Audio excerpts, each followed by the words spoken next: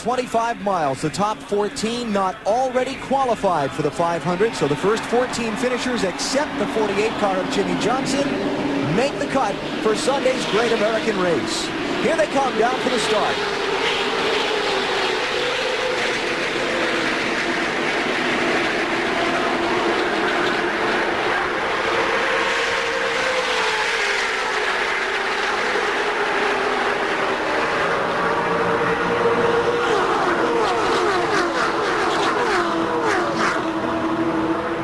Surprisingly, Dale Jarrett, that fourth car back to white nose on the inside, did not get a very good start. Jeff Gordon, outside lane, trying to ease forward, but Jimmy Johnson getting a push from Ward Burton, staying with him. Most teams are talking that the outside line seems to be the fastest. Behind Jeff Gordon, his teammate.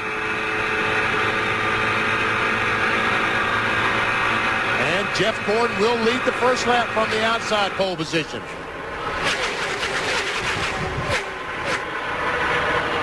Sterling Marlin in the middle of a three-wide spread.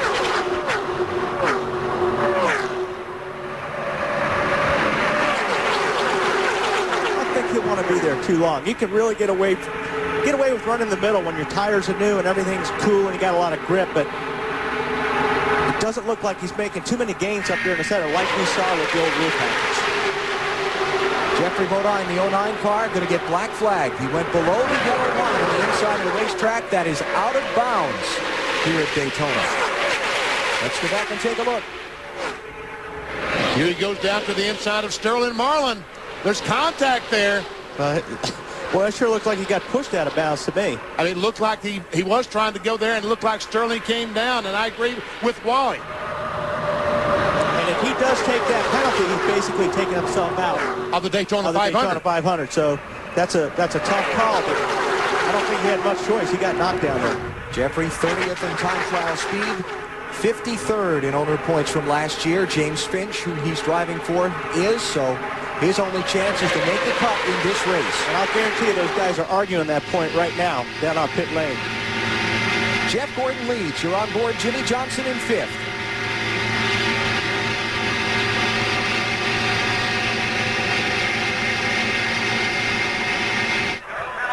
That's Mike Wallace there that Johnson is trying to push through. Wallace to 3rd in the 33 car. The black car on the outside is Ricky Rudd. He's back in the 5th position.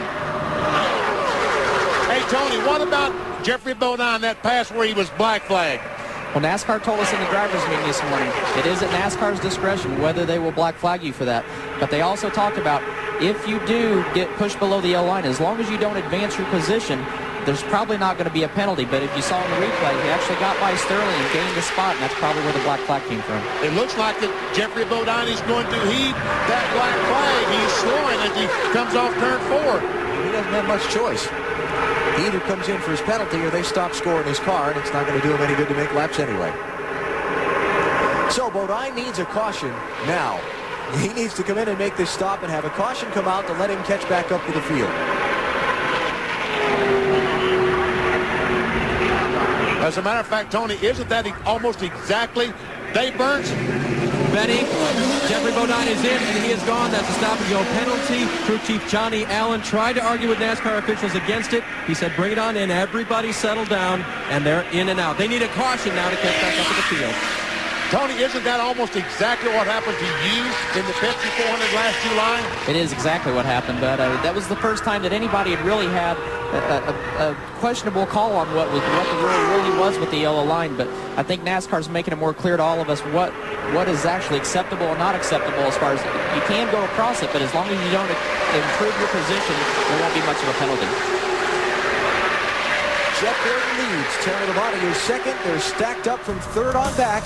5 laps in. The Daytona 500 qualifying races on TNT.